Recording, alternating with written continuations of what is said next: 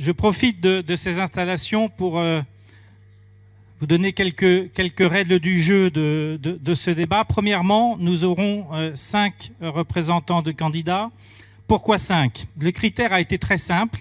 Nous avons regardé l'ensemble des programmes des candidats et nous avons évalué si il y avait un programme de transport consistant. Alors, chez certains candidats, on va dire qu'il est très inconsistant, peut-être du côté de la Lune ou de Mars, mais il nous est apparu bien insuffisant pour nourrir un débat politique de haut niveau. Sur d'autres, il y avait des aspects transport, mais qui étaient très parcellaires. Deuxième chose, nous allons avoir une égalité de temps de parole, avec une mesure des temps de chaque représentant pour faire en sorte que chacun puisse disposer d'un temps comparable à ses rivaux ou à ses concurrents. Voilà un peu pour les règles du jeu. Avant de faire monter les représentants des candidats sur scène, et histoire qu'ils se concentrent bien sur les questions qui vont suivre, nous avons, depuis 15 jours, 3 semaines, enregistré un certain nombre de vidéos que vous avez peut-être consultées sur les sites TDE et Mobilettre, des professionnels de tous horizons qui exprimaient un certain nombre de priorités. Et ce soir, nous allons vous diffuser maintenant et dans 1 heure, au moment d'une petite pause, des questions directes que ces professionnels ont posées aux candidats. Et donc, je vous propose, en guise d'introduction de ce grand débat, d'écouter certaines de ces questions.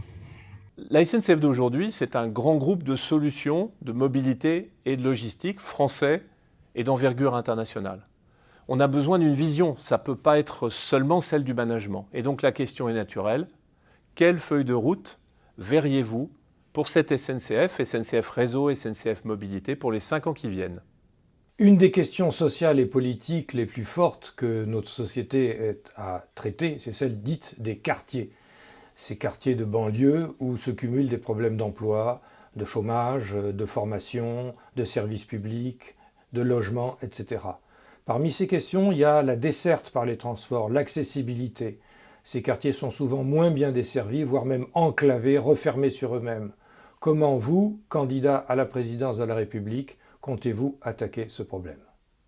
Seriez-vous prêt à créer un ministère des Transports de plein exercice pour que la question de la mobilité, la question de la logistique, la question bien évidemment des infrastructures soit traitée au meilleur niveau pour les millions d'usagers qui sont chaque jour dépendants des transports en commun notamment, mais aussi pour l'économie française. Chez nos voisins, notamment du Benelux, le secteur portuaire et plus généralement le secteur de la logistique sont considérés comme une priorité nationale essentielle pour l'économie. Pensez-vous que c'est également le cas pour notre pays ? Et si oui, quelles sont les principales mesures que vous envisagez de prendre pour favoriser le développement de nos ports et des activités économiques qui leur sont associées ? La question que j'aimerais poser au futur président de la République, c'est celle de savoir ce qu'il entend faire pour remettre à niveau nos infrastructures, principalement ferroviaires, éviter que les infrastructures routières se dégradent. Et j'aimerais aussi lui demander ce qu'il entend faire pour sauver la SNCF, qui est une très belle entreprise, mais qui est aujourd'hui en danger mortel. S'il y avait une seule question à poser, ce serait bien celle de l'Airbus du ferroviaire. Est-ce ou non pour vous une réponse pertinente face aux défis de la concurrence asiatique, et en particulier la concurrence chinoise? Le réseau routier assure plus de 87% des déplacements de nos concitoyens et plus de 87% des transports de marchandises. Ce réseau se dégrade rapidement par défaut d'entretien. Êtes-vous favorable à la mise en place d'une redevance d'usage affectée à l'entretien des routes, comme dans la plupart des pays européens ? Quelles sont les propositions des candidats pour que la route et les autoroutes continuent à rendre à l'économie et aux Français les services qu'ils ont besoin et qu'ils réclament ? En particulier, comment concilier les impératifs budgétaires et le nécessaire développement et la préservation des réseaux routiers existants ? Notre système ferroviaire souffre de plusieurs maux. Un manque de vision stratégique, un sous-investissement dans les réseaux et notamment dans les réseaux régionaux, une protection systématique du monopole, aussi bien à Paris qu'à Bruxelles. Élu président, aurez-vous la volonté et le courage de moderniser notre système ferroviaire et de l'ouvrir à la concurrence, comme l'ont fait l'Allemagne et la Suède, ce qui a permis à la fois de réduire les coûts, d'augmenter la part du ferroviaire et surtout d'augmenter l'expérience passager. Quelle place accordez-vous à cette voiture individuelle, plus propre, fut-elle partagée, parmi tous les modes de déplacement dont les modèles économiques sont encore à inventer ou constitutifs d'aggravation des déficits publics? La question que je souhaite poser aux candidats est une question relative au rôle que ceux-ci veulent faire jouer à l'État et à la fonction publique pour accompagner les entreprises françaises, tant sur le territoire national et à l'international, dans le développement de ces nouvelles mobilités. Comment il compte mettre en œuvre la règle d'or sur le financement des infrastructures. Comment faire en sorte que nos infrastructures demain soient financées uniquement par l'usager et le contribuable et pas par l'opérateur national qui est la SNCF qui ne cesse de s'endetter parce qu'on fait porter tous les déficits sur notre opérateur. Il y a 5 ans, lorsque François Hollande était élu président de la République, Uber débutait à peine ses opérations en France et le transport à la demande était réservé à seulement quelques-uns, souvent les plus riches. Moins de 5 ans plus tard, cette nouvelle forme de mobilité est déjà plébiscitée par plus de 2 millions de Français et ce sont plusieurs dizaines de milliers de chauffeurs VTC qui exercent aujourd'hui ce métier. Pour les années à venir, notre question est simple. Comment le gouvernement va-t-il accompagner l'essor de l'usage du transport à la demande, qui s'est démocratisé et complète efficacement l'écosystème du transport en commun, Vélib, Autolib, marche à pied, afin de permettre à encore plus de Français de se séparer de leur voiture individuelle?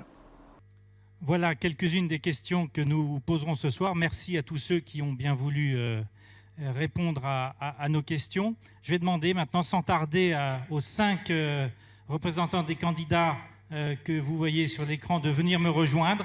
Christine Revaud-Dallon, Bonnefoy, qui représente Benoît Hamon, je vous en prie. Je pense qu'il y a un escalier par ici.